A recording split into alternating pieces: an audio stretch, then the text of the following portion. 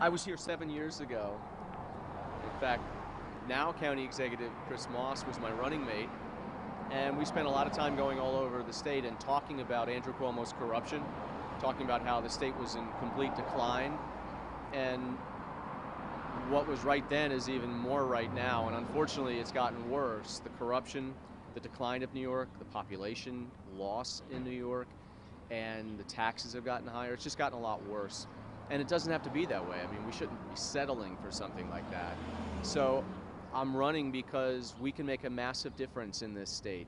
I did it in Westchester County, which is 1 million people, very diverse. It's 2-to-1 Democrat, and yet I was still able to win very big. And we cut taxes. We worked with private businesses, and we attracted 44,000 new jobs. So that's kind of the blueprint for what we need to do in New York. And this, this far left radicalism that's coming out of New York City, that's kind of dictating what happens throughout the southern tier and all of New York, has to be put to an end. I mean, we need a stop sign. We need some balance. And I'm going to be that adult in the room in Albany that will revitalize upstate New York with something we're going to call like an upstate Marshall Plan to bring jobs back here. Good jobs, high-tech jobs, with our, connecting with our colleges and universities, research and development. Clearly, we can have manufacturing brought back to New York. So there's a lot of things we can do, but Albany can't be the opponent of the middle class, can't be the opponent of upstate, can't be the opponent of jobs. Otherwise, people will keep leaving. And you mentioned it before, but this isn't your first run. Like you said, in 2014, you ran with our very own Christopher Moss, Executive County Director here. What is going to be different about this for you? Why do you think you have a better chance of actually beating Governor Cuomo this time? We have a much better chance of beating him, and we came close, a lot closer than people thought. They had us losing by 35 points, and we lost by 13, which is pretty darn close. We swept upstate New York, and what I talked about then came to fruition. All his corruption that I challenged him on and he denied, well, right after the election in 14, it came to fruition. We saw that. It's only gotten worse. So I think for us, it's telling people why their lives are going to get better. And as a Republican, you have to win the suburbs of New York City in order to win. And there's no more important county than Westchester, which is deep blue, but again, I've won it by 13 points twice, and we can win it again or be competitive again. And if you win the Hudson Valley, you're going to win statewide. So I think I'm in the best position to win in a general election, but also put forth a bold, new, transformative ideas and a plan, not just for upstate New York, but for all of New York. And people won't be so quick to leave anymore. They're going to want to stay here, raise their family here, and be able to afford to live here. A major concern that many upstate New Yorkers have had, particularly here in the southern tier, is feeling like Governor Cuomo and people in Albany aren't hearing their voices, aren't truly representing them. Yep. What do you have to say to them about you and how you're going to take a stand and really be a voice for them? Governor Cuomo in Albany, they don't hear the voices of the southern tier, of Chemung County and people in Elmira. And I will. I mean, that's what I learned and loved so much about running in 14 is all the different voices that we heard.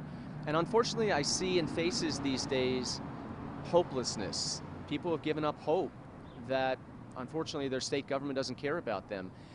I understand, and we can bring jobs back here, honestly, and people should be able to live here if they want to, as opposed to getting a real estate agent in Florida. So I'm excited. We will win this race. It's a long ways off, but the voices of upstate New York, of the southern tier, they will be heard. Yeah, Lee Zeldin has also expressed interest to run for governor, and that would put you in a primary. Yep. Race. What do you think about that? I think a primary is actually a good thing because for the next year, we'll be going around the state talking about Republican ideas, new ideas, breaking the status quo and the corruption of Albany, and any one of us would be 100 times better than what we've got going on right now. But I do think that what I did in Westchester as an executive of a very big county can be the plan because we cut property taxes, we brought 44,000 new jobs, and we did things differently. And I had to work with a Democratic legislature the entire time, so I did it in a bipartisan way. That's what we're going to have to do in Albany, but we've got to think differently, because right now what we're getting is doubling down, tripling down on failed policies that are driving businesses and people away. Governor Cuomo is facing lots of criticism and lots of scandals right now with the sexual harassment allegations against him, and also with his pandemic response and the nursing homes. What are your thoughts on these subject matters? Governor Cuomo is not just corrupt, as I called out in 14, and that's been proven, but he's also incompetent. And the nursing home deaths, 15,000 people that he signed a death warrant to, which was just a complete lack of common sense, and then tried to cover it up. I mean, he's potentially criminally liable for that, but so many other things, the sexual harassment. If any of those claims are true, most of those women work for him. So, you know, aside from potentially being indicted or being impeached, the best way is in 22 for the voters of this state to say good riddance and to have a change, and I'm going to be that change. And New York has a long line of being blue. It's mostly known as a Democratic state. Why do you think you have what it takes to flip this to a red state? I won big in a very deep blue county like Westchester, which is also very diverse. It is 25% Hispanic, yo hablo español. It's 15% African American. It's the 8th largest Jewish county in America. It has a new immigrant population. So Westchester looks like the rest of New York State, and because it's 2-to-1 Democrat, it's same in registration. If I've won there and big and governed there successfully, then I can do it around New York State.